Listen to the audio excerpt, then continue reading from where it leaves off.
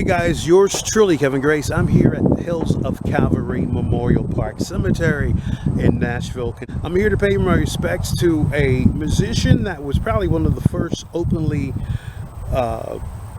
transgender performers. That person's name is Jackie Shane.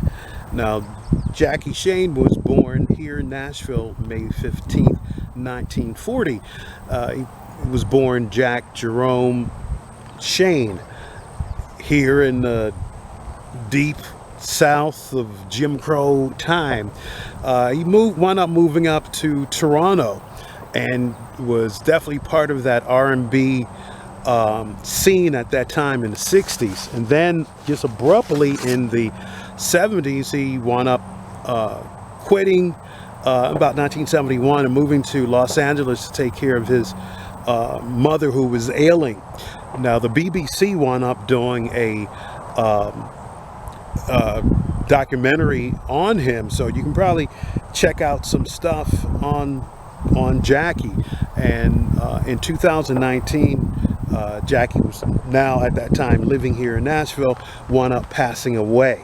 And I do know he was good friends at one time with Little Richard, who also was living in Tennessee at one time as well. But this cemetery is basically kind of like an old farm. It's hard to find anything here. Now this section is called section Eternity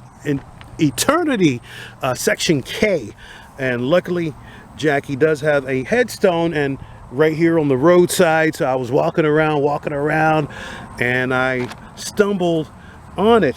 Now Jackie was 78 years old when he wound up passing away. I'll try to put any information I can if there's any videos, but the BBC Broadcasting, they released a feature documentary called I Got Mine, The Life of Jackie Shane.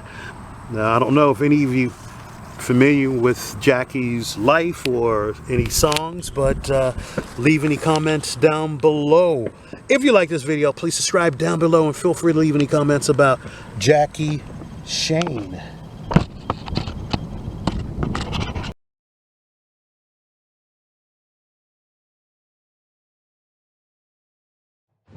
She's a trailblazer, she's brave, she's a pioneer, she's an extraordinary person. She was so extraordinary, in fact, that we have immortalized her in this larger-than-life mural in downtown Toronto. Meet Jackie Shane, someone whose past is so unbelievable that she's fought racism, transphobia, and she's even come back from the dead.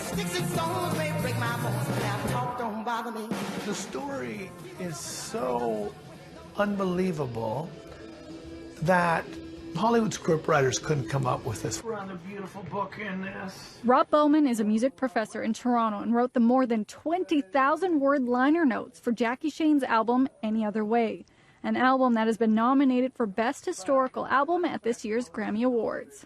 She had been kidnapped by mobsters twice. She came up to Canada in a carnival and then left the carnival after a week, but she wanted to get out of the southern United States, so she took that as her way out and then went to Montreal, where she hooked up with another expatriate American, Frank Motley, ended up in Toronto. Jackie was born in Nashville in 1940, and when she was 13 years old, she came home and told her mom something she was holding back for years. Think about being born black as a boy in Nashville in 1940. In 1953, at the age of 13, she came home, said to her mom, "Mom, I'm a woman in a man's body." At age 13, Jackie started to wear makeup to school, and she told Rob she never felt discriminated for being transgender. The only time she felt discrimination was for being a person of color.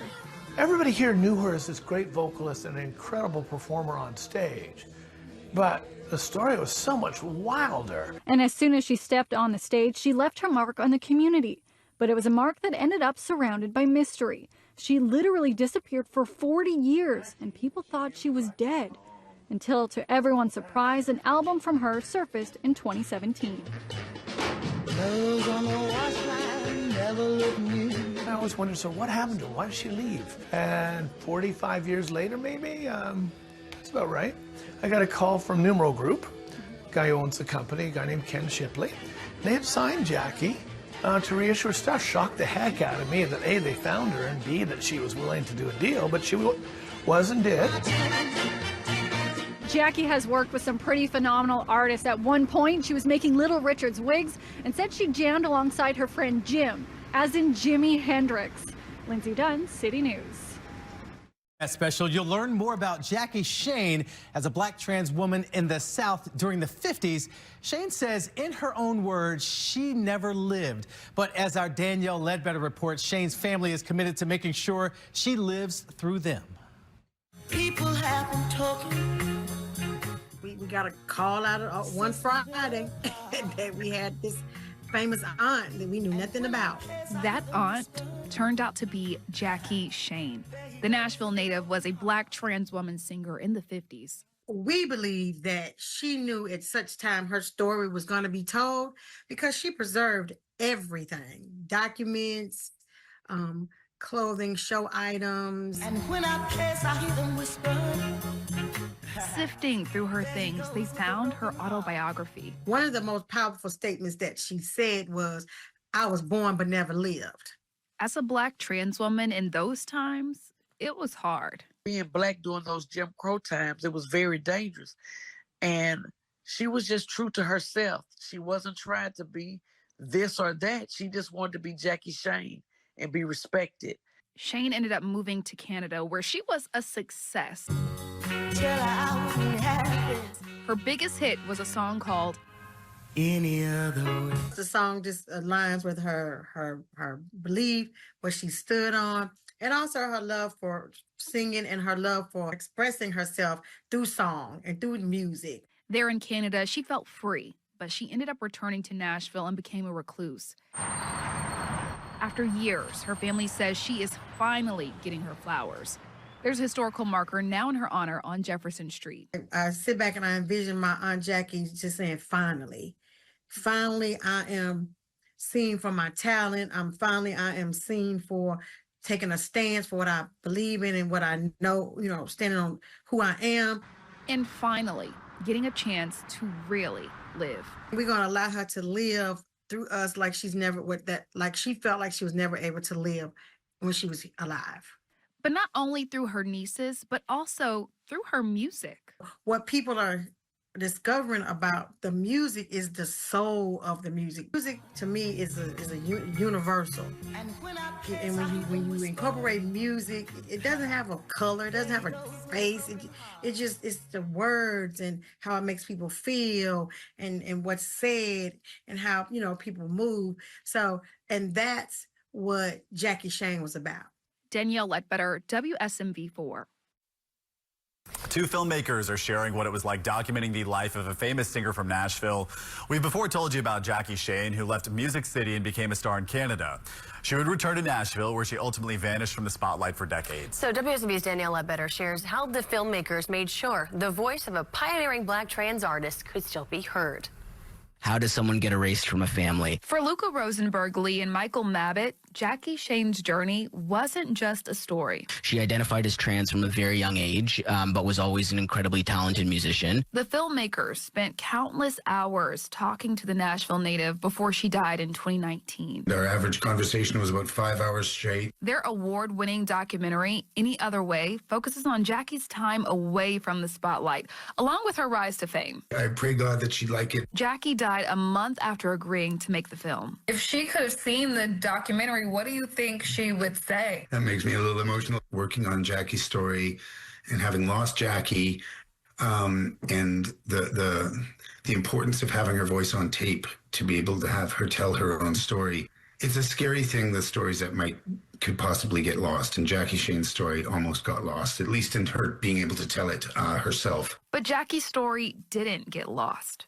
Thanks to those recordings, she was able to tell her story in her own words. And after 45 years of silence, she finally chose to speak. The world needed to hear it right now more than ever. The heirs to Jackie Shane's estate didn't know she existed until after her death. You can hear their story right now on the WSMV4 News app. Danielle.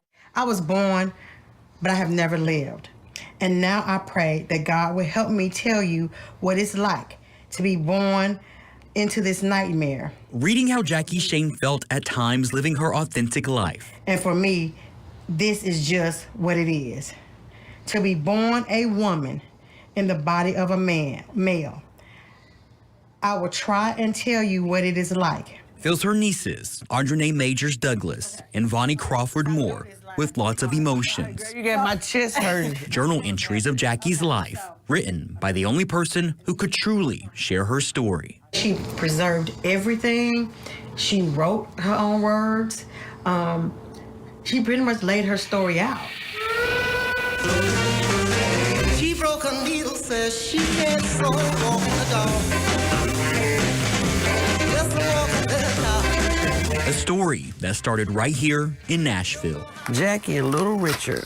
These are never before seen pictures, and we have not released a lot of these pictures. Many people consider Jackie as music's first black trans star, finding a love for entertaining and singing early in life. Her energy was electric on those Jefferson Street days, and everybody's like, you know, here comes little Jackie. Jackie found success performing on Jefferson Street in the 50s, but facing racism and transphobia, she moved to Canada and found what she was looking for. She kept everything. Here you were worried about not only being attacked because you were black, but she was trans, whereas in Canada, she could just perform and sell out places, and she was safe. Jackie found that success. In the 60s, she held the #2 spot on the radio for her song Any Other Way on the music charts in Canada. She just wanted to be who she was and be left alone. By the 70s, Jackie disappeared from the music scene, moving back to Nashville to care for sick family members, but became a recluse. She came back reluctantly and ended up being stuck here. Passing away in 2019 at 78 years old, the same time Jackie's nieces discovered who she was. We feel bad that she was alone. And didn't have to be. Her nieces inherited most of her belongings. She kept everything. She kept every picture. Now they're ready to show the world the trailblazer their aunt was. All the hate, all the discrimination again. She was like, I am who I am. Take it or leave it. And continues to be. Hopefully her story and her strength and her willingness to be who she is to help somebody else. In Nashville, Aaron Cantrell, News Channel 5. It's like she knew. It's like she knew this day would happen. Everything's just about ready. Crowd is arriving. What's about to happen is a long time coming for these two women, Vonnie Crawford Moore and Audrey Majors Douglas. We feel amazing. We're glad that at this point of our lives, we can give her flowers now. A few years ago, Vonnie and Audrey inherited close to everything, belonging to an aunt they never got to know in life, transgender soul singer Jackie Shane. Jackie and Little Richard. These are never before seen pictures. We have not released a lot of these pictures. In the 1950s, Jackie played gigs here on Jefferson Street. In the early 60s, she moved to Canada, ended up on the Canadian charts. It was with a song called Any Other Way. Here you were worried about not only being attacked because you were black, but she was trans, whereas in Canada, she could just perform and sell out places, and she was safe. On a return trip to Nashville in 1965, Jackie arrived at the annex of the LNC Tower, the then location of Channel 5. She taped this appearance on Night Train. Jackie disappeared from music. She died in 2019. But that wasn't the end of her story. One thing that changes today is that more Nashvillians will know her voice, will know her name, and will know her importance to Nashville. Tell her I wouldn't have it any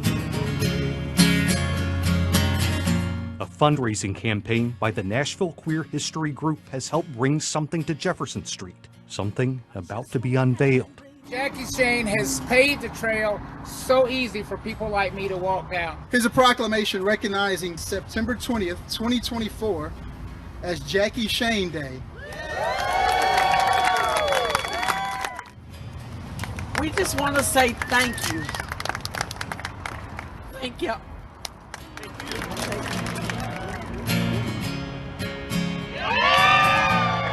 There are no words that I can say for this. We are just honored and truly grateful. It's a sad story and a happy story. We hate that we didn't have years with our aunt, but being able to tell this story is really a great feeling. I'm Forrest Sanders, News Channel 5.